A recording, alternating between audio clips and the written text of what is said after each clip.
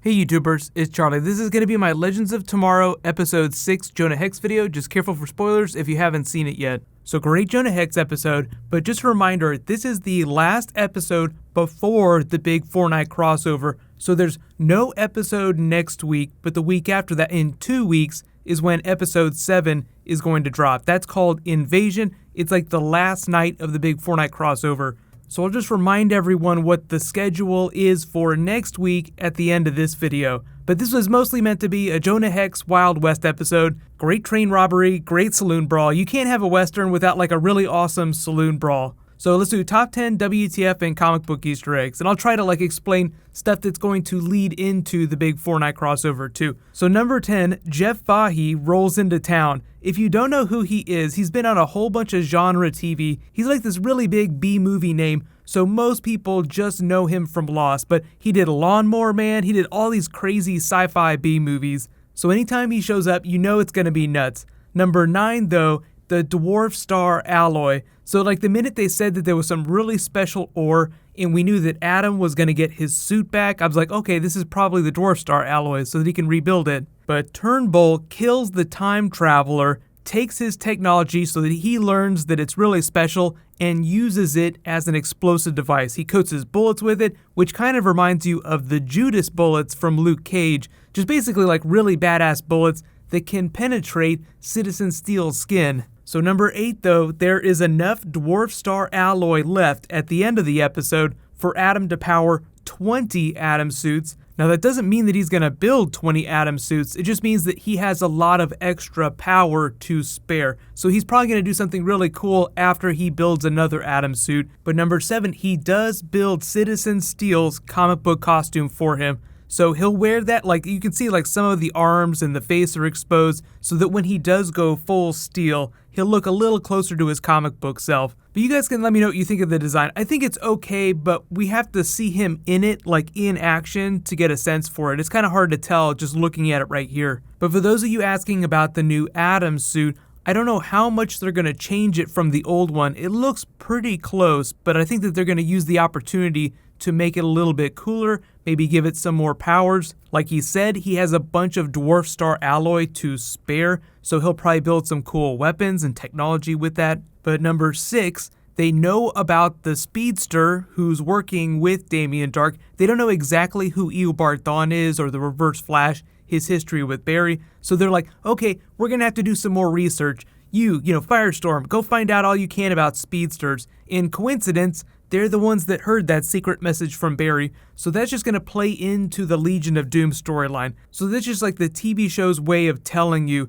that that's something that's going to be followed up on in later episodes. Like they're not going to figure it out right away, along with the talisman that the Reverse Flash wanted Damien Dark to steal. Like Citizen Steel is going to have to do a lot of research to figure out what it does, but it's not going to happen right away, and I don't know if it's going to have anything to do with the Fortnite crossover, because that's purely Dominator stuff. That's not really Legion of Doom. But number 5, Martin Stein's Brainquakes. I do think that is something that they will answer, like a big question about that in the Fortnite crossover, but he was right when he said that he interacted with his past self and that created some different timeline, and that's what he's experiencing right now. But as weird as that seems, I do think that they will answer that question during the Fortnite crossover. Number 4, welcome back Jonah Hex. They save him from being hung by Turnbull's men. He's trying to get the bounty on Turnbull's head. They drop a whole bunch of references to stuff that we learned last year in the Jonah Hex episode. If you didn't watch season 1 of Legends of Tomorrow, they did a Jonah Hex episode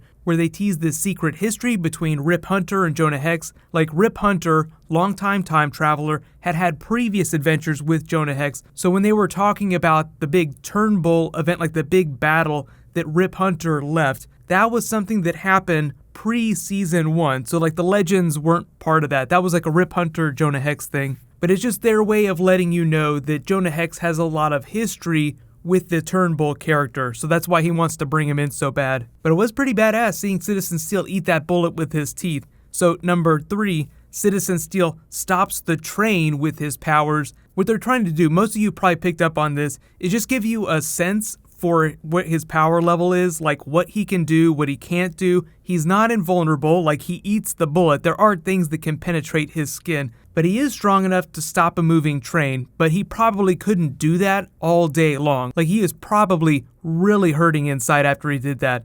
So what I'm really hoping for is that, like, the next big test is that they'll have the Reverse Flash try to phase his hand through his skin. We'll see if he can, but he should be able to do it. If Dwarf Star Alloy can penetrate his skin and the Reverse Flash is so fast that he can time travel, then he can probably vibrate his hand through Citizen Steel. But number 2, Vixen and Heatwave team up. This was a really awesome Heatwave episode, but I love the energy that he has with Vixen's character. She tells him she knows all about animals. Now, Heatwave does not know about how her totems work. He doesn't know that her powers literally flow from the animals of the earth. So it's kind of a funny moment too, but it's really touching. And they're just letting you know that they're going to continue their friendship. She's going to help train him mentally more than physically, like just help him center himself a little bit. But even though he's going to be doing heroic things, that doesn't mean that he's going to be a hero by the end of the season. He's still going to be, very ambiguous. He's meant to be complicated. They've done a much better job of writing his character this season.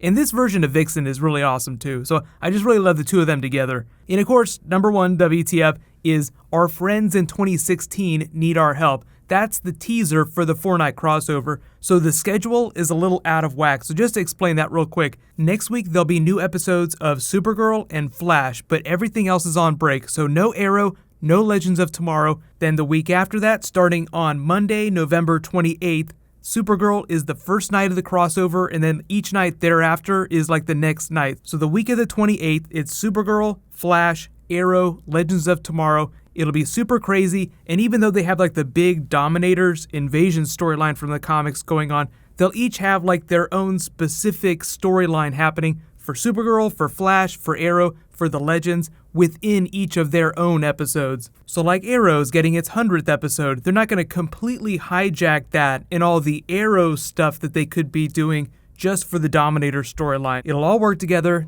don't worry. Just be sure to watch each episode of each of the shows that week of the crossover if you haven't been watching all the shows this season.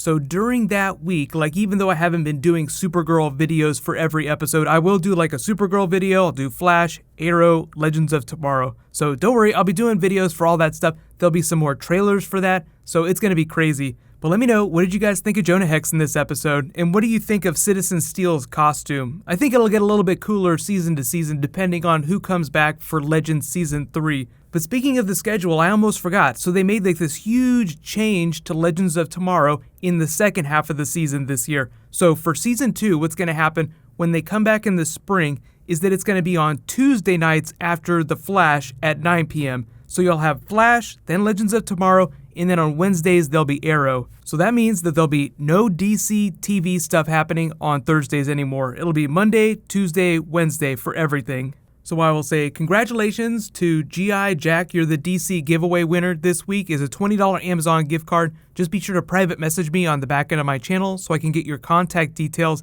So there'll be plenty more DC Marvel in the next couple of days. So be sure to subscribe to get everything. I'll probably be doing a couple of comic book videos this weekend too. While you guys wait for that to post, you can click here for the trailer for the big Fortnite crossover, and you can click here for the Killer Frost Flash trailer.